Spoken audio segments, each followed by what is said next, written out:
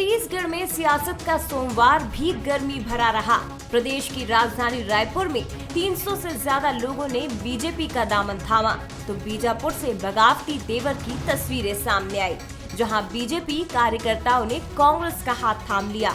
इन दोनों तस्वीरों ने प्रदेश की सियासत में हलचल पैदा कर दी है, जिस पर पीसीसी चीफ मोहन मरकाम ने बीजेपी पर निशाना साधते हुए उसे 2018 का चुनाव याद दिलाया और कहा कि बीजेपी अपने ही कार्यकर्ताओं को प्रवेश दिला रही है। भारतीय जनता पार्टी छत्तीसगढ़ में और पूरे देश में मिस कॉल के माध्यम से सदस्यता बनाए थे, मगर उतना वोट भी नहीं मिला। अगर वो जितना मिस कॉल सदस्य बनाए थे 11 करोड़ अगर दे देते तो शायद भारतीय जनता पार्टी का भला होता।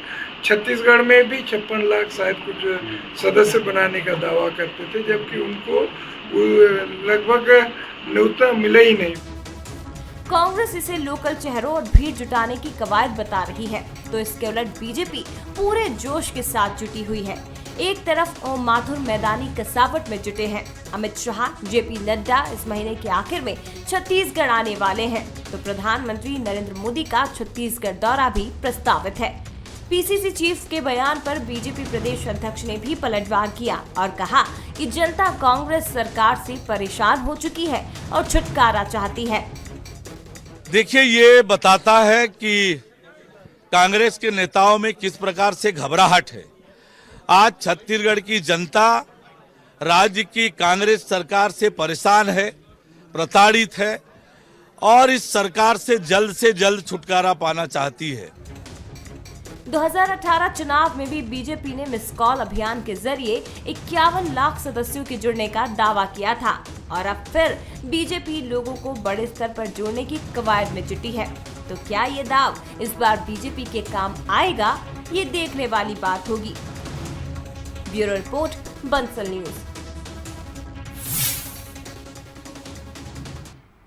नमस्कार, मैं हूं रितु सिंह और हमारा आज का मुद्दा है कौन किसके साथ।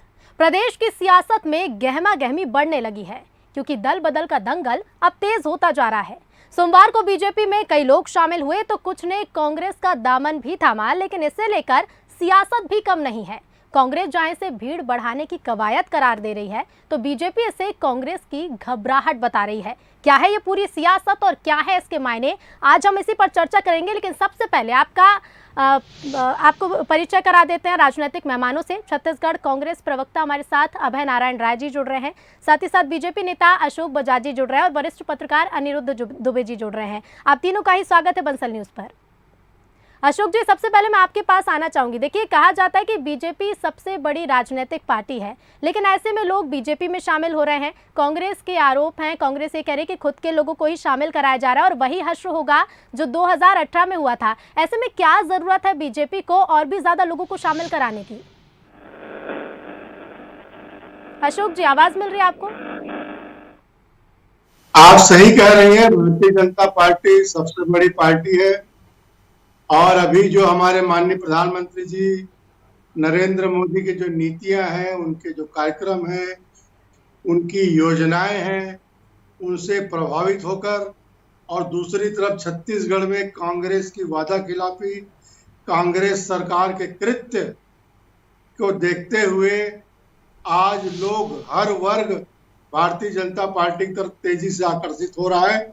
आज भी सैकड़ों की संख्या में भारतीय जनता पार्टी में लोगों ने, बुद्धिजीवियों ने आज भारतीय जनता पार्टी में प्रवेश किया है जी। और आने वाले समय में आप देखते जाइए, ये तो अभी शुरुआत है। आचार संहिता लगते लगते कांग्रेस को बूथ स्तर पे कार्यकर्ता नहीं मिलने वाले हैं, ये स्थिति आ जाएगी। लेकिन अशोक जी, लेकिन देखिए, कांग्रेस यही कह रही है कि 2018 में भी बड़े दावे किए गए थे, मिस कॉल अभियान चलाया गया, लेकिन उसका खामियाजा ही भुगतना पड़ा, बीजेपी को कोई भी फायदा नहीं हुआ। ऐसे में आप कह रहे हैं संख्या और ज्यादा बढ़ेगी, तो क्या लगता है पहले से जो कार्यकर्ता हैं, जो कर्मठ कार्यकर्ता है, क्या वो नाराज नहीं होंगे नए कार्यकर्ताओं को जोड़ने पर? देखिए, नाराजगी और खुशी दोनों प्रकार की बातें रहती हैं जी। लेकिन आज जो आबो हवा चल रही है पूरे देश में, वो आबो हवा भारतीय जनता पार्टी के पक्ष में है। पूरे देश दुनिया में जब मोदी जी के नाम का डंका बज रहा है, आज भारत की स्वीकार्यता पूरी दुनिया में है। और जो माननीय मोदी जी ने काम किया है, धारा 370 समाप्त किया, राम मंदिर जो बनाने का काम आज तेजी से चल रहा है, जी इससे जनता बहुत खुश है, आदिवासी समाज बहुत खुश है। और कुल मिलाकर आप देखेंगे 2018 को आप भूल जाइए, ये 2023 जो है एक नया इतिहास रचने वाला है, ये भी आप जान लें। जी अभय जी, डबल इंजन की सरकार के दावे के साथ ये दावा किया जा रहा है कि 2023 की स्थिति कुछ अलग होगी। क्या लगता है बीजेपी में जो लोगों की संख्या बढ़ती जा रही है, लोगों को शामिल किया जा रहा है, इसका खामियाजा कांग्रेस को उठाना पड़ेगा? क्योंकि बीजेपी का कहना है कि हवा बीजेपी के पक्ष में है। रितु जी, अशोक बजाज जी बहुत सीनियर और गंभीर नेता हैं, भाजपा के प्रवक्ता हैं। मैं उनकी बात को सुन के हंसूं या उनका जवाब दूं, ये समझ में नहीं आ रहा है। दुनिया के नेता हैं लेकिन कर्नाटक के नहीं है। दुनिया के नेता हैं लेकिन हिमाचल के नहीं है। दुनिया के नेता हैं, अभी छत्तीसगढ़, राजस्थान और मध्य प्रदेश का परिणाम बताएगा कि दुनिया के नेता 2023 में तीनों के तीनों स्टेट में गायब रहेंगे। और अशोक बजाज जी अभी जवाब दे रहे थे जी 9 साल के एक काम गिनाने की स्थिति में नहीं है। राम मंदिर बना है, राम मंदिर कोर्ट के आदेश से बन रहा है, राम मंदिर हिंदुओं के आस्था का प्रतीक है, राम मंदिर के लिए ट्रस्ट बना हुआ है। आप कहां से आ गए? जब हम रामायण महोत्सव कराते हैं तो आप हमको कालनेमी कहते हैं, और जब आप राम मंदिर की बात करते हैं तब आप कौन से कालनेमी हैं?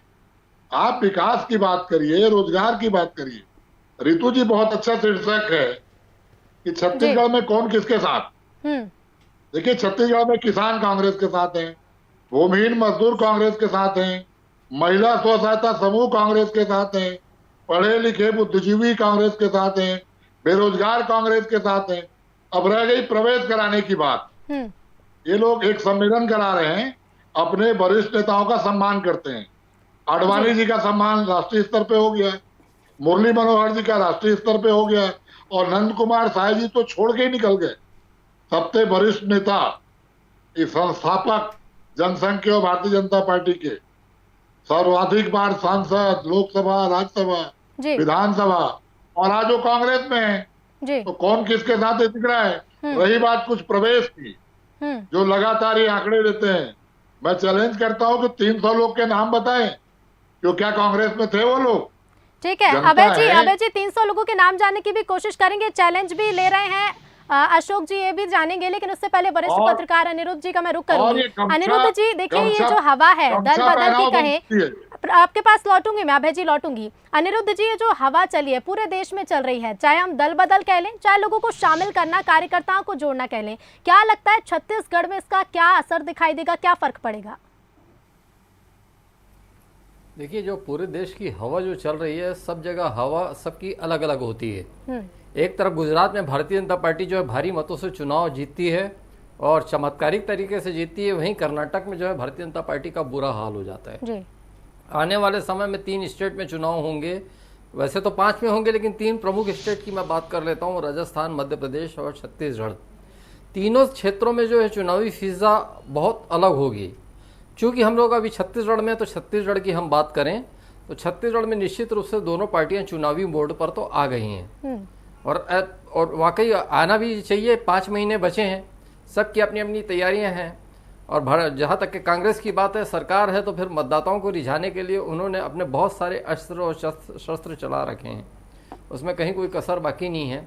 मतलब ये कि कार्यक्रमों के जरिए और योजनाओं के जरिए लोग जन जन तक पहुँच चुके हैं। और एक मुद्दा था जो राम का मुद्दा था। देखिए, पिछले चुनाव में, लोकसभा चुनाव में जो 2019 का हुआ, तो मुद्दा राष्ट्रवाद का था जी। अब हवा का रुख लग रहा है, और मुझे लगता है कि कांग्रेस के लोगों का अनुमान है कि जो है राम का मुद्दा आने वाले ये चुनाव में, दिसंबर में जो होने जा रहा है विधानसभा चुनाव में, और उसके बाद फिर जस्ट जो अगले साल होगा लोकसभा चुनाव में, राम का मुद्दा जो है उसको लेकर भारतीय जनता पार्टी आगे बढ़ेगी जी। और वही कारण है कि अभी पूरा जो है छत्तीसगढ़ राममय नजर आ रहा है। चंदखुरी में माता कौशल्या जो है, वहाँ उनके जो है मंदिर का जो है बहुत जीर्णोद्धार हुआ, वहाँ की फिजा बदल गई, वहाँ की तस्वीर बदल गई। फिर अभी रायगढ़ का रामायण महोत्सव, फिर रामायण मंडलियों को पुरस्कृत करना, ऐसे कई तरीके के आयोजन है। तो पूरा छत्तीसगढ़ जो है एक तरीके से राममय ही लग रहा है। कोई सीधे तो कांग्रेस पार्टी बोलेगी नहीं कि भारतीय जनता पार्टी का उसने जो एजेंडा छीन लिया, लेकिन सच यही है कि कहीं ना कहीं जो है राम जो है छत्तीसगढ़ में जो है भारतीय जनता पार्टी के हाथ से छूटे नजर आ रहे हैं। बिल्कुल, क्योंकि इस पर तो सियासत और भी दूसरी जोरों बात पर यह हुई। जी जी जी, क्योंकि इस पर सियासत भी जोरों पर हुई। अभी हमने बीते दिनों देखा कि जो राष्ट्रीय रामायण महोत्सव हुआ उस पर भी किस तरह से बयानबाजी सामने आई। बीजेपी और कांग्रेस दोनों ही तरफ से बयानबाजी सामने आई थी। यहाँ तक कि बीजेपी ये भी कह रही थी, कांग्रेस की तुलना राक्षसों से भी कर रही थी। देखिए, क्या निश्चित रूप से परस्पर बयानबाजी तो होगी ही जी। जब चंदखुरी की जहां तक के बात थी तो ये उसमें ये स्थिति ये थी कि सरकार के आमंत्रण पर संघ परिवार के जो है प्रमुख मोहन भागवत जी भी वहां पे माता कौशल्या मंदिर के दर्शन करने गए थे। जी। उस समय तक के जो है ऐसा आरोप प्रत्यारोप का दौर नहीं चल रहा था, लेकिन अब जैसे जैसे चुनाव नजदीक आ रहा है और आयोजनों की भरमार हो गई तो दोनों तरफ से जो है चीजें शुरू हो गई, हमले शुरू हो गए हैं और ये अब आगे जारी रहेंगे। लेकिन अभी एक चीज और है, जहां तक कि रामायण महोत्सव की बात जो हो रही है तो वो तो है ही है। अब दूसरी चीज है कि भारतीय जनता पार्टी में बहुत सारे लोगों को जो प्रवेश हुआ उसको लेकर भी बातचीत हो रही है। तो देखिए क्या है कि इंतजार ये करना होगा कि भारतीय जनता पार्टी में कौन बड़ा चेहरा नजर आता है। नंद कुमार, कांग्रेस की बात है, कांग्रेस की यहाँ पे सत्ता है, 71 विधायक है, तो नंद कुमार साय जी जैसा एक बड़ा चेहरा जो कांग्रेस में गए उससे वाकई में बहुत बड़ी हलचल मची है। लेकिन अभी जो भारतीय जनता पार्टी में प्रवेश का दौर चल रहा है तो अभी इसमें हलचल मचना बाकी है। हलचल तभी मचती है कि जब कोई बहुत बड़ा चेहरा जाता है। जी बिल्कुल, अशोक जी से इसका जवाब भी ले लेते हैं। अशोक जी, देखिए जहां एक और आप लोगों को जोड़ने की कोशिश कर रहे हैं, संख्या बढ़ती जा रही है। हालांकि अभी हमने देखा जो 10 बीजेपी कार्यकर्ता भी कांग्रेस में शामिल हुए, इसका भी जवाब दीजिएगा। लेकिन ये भी बताइएगा कि आप लोगों को तो जोड़ रहे हैं, लेकिन नंद कुमार साय जिन्होंने पार्टी को एक स्तर पर पहुंचाया, आदिवासी वरिष्ठ नेता माने जाते थे, खासकर कांकेर के ये लोग हैं जो बीजेपी में इन दिनों शामिल हुए, ये 300 लोगों की मैं बात कर रही हूँ। लेकिन ऐसे में वरिष्ठ कांग्रेस नेता जब कांग्रेस में शामिल हो जाते हैं तो क्या डैमेज कंट्रोल करने की कोशिश की जा रही है? और आखिर क्यों कांग्रेस में शामिल हो रहे हैं बीजेपी के नेता? कोई डैमेज कंट्रोल जैसी बात नहीं है, कहीं कोई डैमेज हुआ ही नहीं तो डैमेज कंट्रोल क्या हो। लोग स्वस्फूर्त आ रहे हैं, न किसी से बोला जा रहा है, न किसी को भड़काया गया, न उकसाया गया, न भरमाया गया। लोग स्वस्फूर्त आ रहे हैं, देश की आबोहवा चल रही है। जहां तक राम का सवाल है, जब जब भारतीय जनता पार्टी राम और राम जन्मभूमि की बात करती थी, कांग्रेस वाले विरोध करते थे। राम सेतु की जब बात करती थी भारतीय जनता पार्टी, तब ये लोग विरोध करते थे। इन्हों के सरकार में सुप्रीम कोर्ट पे ये हलफनामा है कि राम सेतु काल्पनिक है, राम और रामायण काल्पनिक है, एक सामान्य उपन्यास है। इस प्रकार की जो बातें और भावनाएं लिखी गई थी वो आज भी सुप्रीम कोर्ट के रिकॉर्ड में है, कहीं गई नहीं। और जब जब हम राम जय श्री राम बोलते थे ये लोग उलाहना देते थे हम। लेकिन आज अगर ये राम का नाम लेने के लिए मजबूर हुए हैं तो इसका श्रेय अगर किसी को जाता है तो इस देश के प्रधानमंत्री नरेंद्र मोदी को जाता है। नरेंद्र मोदी है तभी ये मुमकिन है कि कांग्रेस पार्टी अब राम का नाम लेना चालू कर दी। रामायण महोत्सव कराओ, मंदिर बनवाओ, रामायण मंडलियों को आप खुश करो, उनके लिए आयोजन के लिए उनके खर्चे उठाओ। ये अगर आप करने के लिए मजबूर हैं, अभी तक तो आप तुष्टीकरण में चल रहे थे जी, कर्नाटक में भी आप तुष्टीकरण में चले हैं, लेकिन तुष्टीकरण से आप हट जाए, अगर राम का नाम लेना चालू कर देंगे तो भारतीय जनता पार्टी खुशी ही होगी। भारतीय जनता पार्टी चाहती है कि सभी लोग राम का नाम जपें।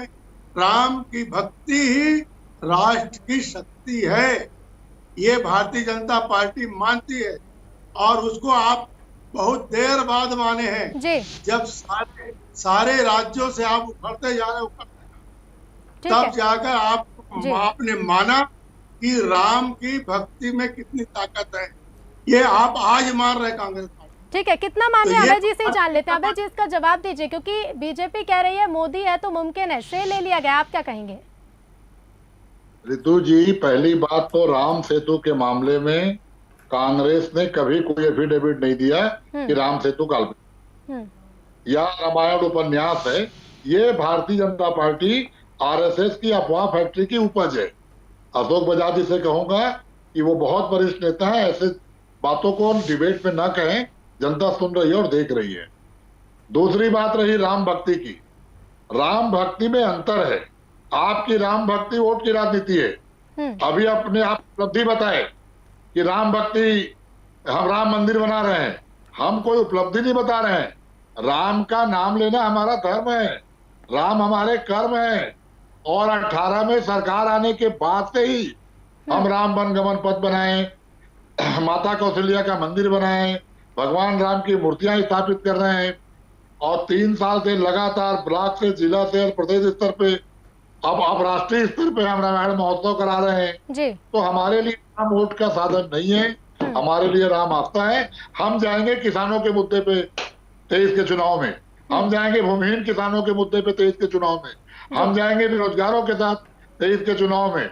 और 23 ही नहीं जीतू जी, 2024 में जो 9 सांसद है ना, जो आज केंद्र से एक भी रुपए की सौगात नहीं ला पाए, एक भी बड़ी योजना छत्तीसगढ़ में नहीं आई। हम तो लोग पूछेंगे जब अमित शाह दुर्ग आएंगे और जेपी नड्डा आएंगे और मोदी जी आएंगे तो छत्तीसगढ़ के 9 सांसदों से कहा जाएगा कि आप पूछिए साहब, खाली हाथ आ रहे हो कि कुछ लेके आ रहे हो? अब चुनाव के समय तो कुछ दो। ये 9 के 9 सांसद अपनी जगह से खाली होंगे। जी बिल्कुल अभय जी, लेकिन देखिए, चाहे बेरोजगारी का मुद्दा हो, किसानों का मुद्दा हो, आदिवासी का मुद्दा हो, इन तमाम मुद्दों को लेकर जो हम देख रहे हैं, अनिरुद्ध जी मैं आपके पास आना चाहूंगी, क्योंकि हम तमाम मुद्दों की बात करें, चुनाव है और ऐसे में कई मुद्दे हैं राज्य में, चाहे किसानों से जुड़ी हुई बात हो, बेरोजगारी की बात हो, चाहे आदिवासियों की बात हो, लेकिन इन सब से हटकर सिर्फ मुद्दा राम नाम का सुनाई दे रहा है। कहीं ना कहीं जो राजनीति है, जो चुनाव है, वो राम नाम के इर्द गिर्द होता दिखाई देगा। देखिए क्या है कि 2-3 बड़े मुद्दों को लेकर भारतीय जनता पार्टी का आंदोलन हुआ जी।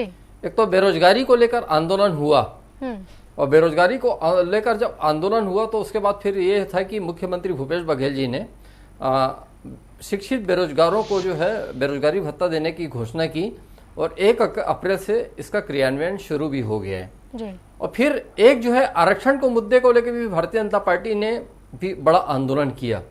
ये आंदोलन खास करके बस्तर में दिखा। और उसके बाद शराब के मुद्दे को लेकर भारतीय जनता पार्टी की जो महिला विंग है उनका आंदोलन हुआ। ये बिलासपुर में इसका व्यापक रूप दिखा। और जो इनका जो सबसे सफल आंदोलन था भारतीय जनता पार्टी का, वो प्रधानमंत्री आवास योजना, जो लक्ष्य जो तय था, जो छत्तीसगढ़ में नहीं बन पाया प्रधानमंत्री आवास, उसको लेके आंदोलन था। और ये आंदोलन जो है, इधर जो विधानसभा का बजट सत्र चल रहा था और उधर भारतीय जनता पार्टी का आंदोलन था, बड़ा सफल आंदोलन था। लेकिन देखिए क्या है कि जब चुनावी वर्ष होता है और कोई पार्टी विपक्ष में होती है तो फिर वहां पे जो है प्रदर्शन, धरना प्रदर्शन, आंदोलन ये ताबड़तोड़ होते दिखते हैं। बिल्कुल। ये जो है पिछली जब भारतीय जनता पार्टी की सरकार थी और कांग्रेस विपक्ष में थी, तो जो आखिरी जो 2018 का साल था पूरा आंदोलनों से भरा हुआ था जी। और चीजें बहुत दोहराई जाती थी, मतलब नान घोटाला, तो फिर ये दुनिया भर के कई सारे ऐसे मुद्दे थे कि जो जनता के दिमाग में बार बार जनता के बीच में लाए जाते रहे। और फिर हालांकि एक बहुत बड़ा कारण जो भारतीय जनता पार्टी की सरकार का हटने का जो था, एंटी इनकम्बेंसी। लेकिन अब यहाँ पर जो है इतना अच्छा आंदोलन हुआ प्रधानमंत्री आवास योजना को लेकर, तो सारी चीजें थी, तो एक कंटिन्यूटी बनी होनी थी आंदोलनों को लेकर, धरना प्रदर्शन को लेके। हालांकि वो है, लेकिन वो छोटे छोटे रूप में अलग अलग जगह हो रही है। और जिन आंदोलनों की मैं बात कर रहा था वो प्रदेश व्यापी थे। तो अभी जो है भारतीय जनता पार्टी के आंदोलनों का सिलसिला तो थमा हुआ है, बैठकों का सिलसिला लगातार जारी है। लगातार जो है छत्तीसगढ़ के प्रभारी जी ओम माथुर जी आ रहे हैं और सह प्रभारी नितिन नवीन जी जो है बैठकें ले रहे हैं। लेकिन बैठकों के अलावा, अब ठीक है रणनीति बनती है, उसके अलावा जो धरातल पे बहुत सारी चीजें जब नजर आती है तो उसका सीधा सीधा असर जो है आम जनता पर पड़ता है। वो समझ पाती है कि क्या चल रहा है, वो महसूस कर पाती है। तो अभी ये महसूस करवाने का वक्त है जो है विपक्ष के लिए है, और इस पे जो है एक निरंतरता बनी रहनी थी। हो सकता है कि वो आगे वो कायम भी रहे, लेकिन अभी जो है मुझे लगता है कि भारतीय जनता पार्टी बैठकों पर ज्यादा केंद्रित हो गई है। बिल्कुल बैठकों पर केंद्रित हो गए। और इसी पर मेरा अगला सवाल रहेगा अशोक जी से। अशोक जी, देखिए ओम माथुर लगातार दौरे कर रहे हैं कि संगठन को मजबूत तौर पर खड़ा करना है, तमाम प्रयास किए जा रहे हैं, लेकिन इसका फायदा कम खामियाजा होता ज्यादा दिखाई दे रहा है, क्योंकि आज ही बीजापुर से 10 कार्यकर्ता कांग्रेस में शामिल हुए हैं। देखिए, ओम माथुर जी और अन्य जो हमारे पदाधिकारी जी लगातार बैठकें ले रहे हैं, हमारे बूथ स्तर के कार्यों की समीक्षा कर रहे हैं, उनका गठन प्रॉपर हो जाए, बूथ स्तर के कार्यकर्ता सक्रिय हो जाएं, गतिशील हो जाएं और आक्रामक हो जाएं, कांग्रेस के खिलाफ, सरकार के नीतियों के खिलाफ में आक्रामक हों। इनका शराब घोटाला देख लो आप, इनका गौठान का घोटाला देख लो आप, इनके पीएससी का घोटाला है, जी इनके और प्रधानमंत्री आवास के बारे में अनिरुद्ध जी कह रहे थे, वो सब बातों को लेकर लोगों को मुखर होने की जरूरत है। और ये बैठकों में हमारे मुख्य विषय यही चल रहे हैं कि इन सब लोगों को जन जन तक पहुंचाना है, घर घर तक पहुंचाना है, एक एक मतदाता तक पहुंचकर एक जन आक्रोश हमको पैदा करना है जो इस आगे 2023 के चुनाव में एक बदलाव का सूचक बने।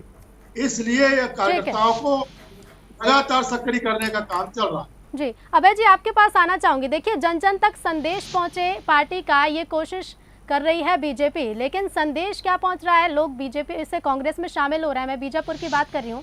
लेकिन साथ ही अभी हमने जिस तरह से देखा कि कुछ हस्तियां बीजेपी में शामिल हुई हैं। छत्तीसगढ़ सरकार लगातार छत्तीसगढ़िया संस्कृति को आगे बढ़ाने की कोशिश कर रही है, क्षेत्र से जुड़ी चाहे संस्कृति की हम बात करें, चाहे कलाकारों की बात करें। लेकिन ऐसे में हस्तियों का बीजेपी में शामिल होना, क्या लगता है आपको, क्या बीजेपी का इसका फायदा बीजेपी को मिलेगा 2023 में और कांग्रेस को खामियाजा उठाना पड़ेगा? रितु सिंह जी, ये प्रयोग भारतीय जनता पार्टी पूरे देश में कर चुकी है जी। आज जितने पूरी कलाकार हैं इनके सांसद हैं, क्योंकि इनको ना कार्यकर्ताओं पे भरोसा है, ना अपनी रीति नीति पे भरोसा है, और ना ये भारतीय जनता पार्टी और नरेंद्र मोदी के नाम पे चुनाव जीतने वाले हैं। रमन सिंह और उनके मंत्रिमंडल के 15 लोग की तो बात छोड़ दीजिए, वो तो टिकट पाएंगे कि नहीं पाएंगे वही असमंजस चल रहा है। जहां तक अनुज शर्मा जी शामिल हुए हैं, वो लगातार अभिषेक सिंह के साथ रहते थे, चिटफंड कंपनियों के ऑफिस का उद्घाटन करते थे, उनका क्या प्रवेश, तो पहले से भाजपा में थे। एक आध कलाकार अच्छे गए हैं, हम उसका हमको भी अफसोस है कि ऐसे लोगों को राजनीति में ऐसी पार्टी में जाना चाहिए जो छत्तीसगढ़ का विकास करे। फिर भी सबकी अपनी अपनी इच्छा है, लेकिन कांग्रेस अपने 5 साल के कार्यों पर, अपनी योजनाओं पर, भूपेश बघेल के चेहरे पर, कांग्रेस कार्यकर्ताओं के दम पर, सोनिया, राहुल, प्रियंका जी और खड़गे जी के आवाज पर चुनाव लड़ेगी और 23 और 24 में हम जवाब देंगे। भारतीय जनता पार्टी छद्म काम करती रहेगी, रोज प्रवेश की खबरें आएंगी, लेकिन वो केवल गमछा डालो अभियान होगा। गमछा डालो, फोटो खिंचाओ और मीडिया में भेज दो। किसी की आइडेंटिटी नहीं होगी कि कौन व्यक्ति गया। हम तो पूछ रहे साहिब जी चले गए कांग्रेस में, आज हम उनका स्वागत कर रहे हैं, हमारे साथ हैं। आज इनको छाती पे हाथ रख के अशोक बजाज जी जैसे नेता, जो सीनियर नेता है, इनकी पीढ़ी के नेता थे वो, इनको सोचना चाहिए कि भाजपा कहाँ चली गई है। ठीक है, भाजपा आपके जी। अनिरुद्ध जी, आपके पास आना चाहूंगे, आखिरी कमेंट क्या कहेंगे? देखिए, मैं ये कहूंगा, सारी चीजें जो हैं, दोनों पक्षों की मैंने बातों को सुना, और देखिए क्या है कि हम थोड़ा सा पीछे से शुरू होकर अभी तक आए, तो एक छत्तीसगढ़ में अजीत जोगी जी एक ऐसे नेता रहे जिनकी जबरदस्त मास अपील थी, मतलब जो जनता के बीच सीधे पैठ वाले नेता थे, और उनकी एक छवि जो है आक्रामक नेता के रूप में थी, मतलब आक्रामकता एक नजर आती थी उनकी। मुख्यमंत्री रहे तब भी, क्योंकि अपराधों पे नियंत्रण जो उनके समय में हुआ था, वैसा अपराध का नियंत्रण उसके बाद फिर कभी नहीं हो पाया। मतलब एक समय था अजीत जोगी जी के रहते हुए जो गुंडे मवालियों को अपना शहर छोड़ के दूसरी तरफ जाने की, या फिर सीधे सीधे मतलब वहाँ से शहर से जाने की, और या फिर भूमिगत हो जाने की स्थिति थी। भूपेश बघेल जी की जहां तक ये बात है, विपक्ष में रहे तो एक उनकी छवि एक आक्रामक नेता के रूप में उभर कर सामने आई। मतलब जब उनपे जो कुछ आरोप थे, जमीनी वाले मामले थे, तो फिर वो जेल जाने से डरे। एक समय आपने भी देखा कि उन्होंने जमानत लेने से इनकार कर दिया था, बोले मैं जेल में रहना पसंद करूंगा। फिर उसके बाद उस समय के जो तत्कालीन प्रभारी थे PL पुनिया जी, उन्होंने कहा कि आपका जो है धरातल पे यहाँ पे आना जरूरी है, आप आए। फिर वो जमानत के लिए तैयार हुए। तो ये सब बिल्कुल जी, मैं बहुत दो लाइन में मैं अपनी बात कहूंगा कि कुल मिला के कि भारतीय जनता पार्टी में एक जो है अभी जो है रमन सिंह जी की बात करूं तो 100 में सरल छवि है, तो कुल मिला के एक जो है मुझे लगता है कि बिना चेहरे के भारतीय जनता पार्टी इस चुनाव में आगे जाएगी। ठीक है, अब कौन आगे जाता है और किसको इसका खामियाजा भुगतना पड़ेगा, किसको फायदा होगा, ये आगे देखना होगा। फिलहाल शुक्रिया आप तीनों ही मेहमानों का हमसे जुड़ने के लिए। तो देखिए, मनोवैज्ञानिक तरीके से बढ़त बनाने की कोशिश तो दोनों ही दल कर रहे हैं, चाहे बीजेपी हो चाहे कांग्रेस, लेकिन फायदा या नुकसान किसको होता है, क्योंकि सियासत का मतलब ही है फायदा या नुकसान। और इसी के साथ छत्तीसगढ़ आज का मुद्दा में फिलहाल इतना ही। आगे देखिए प्राइम टाइम। नमस्कार।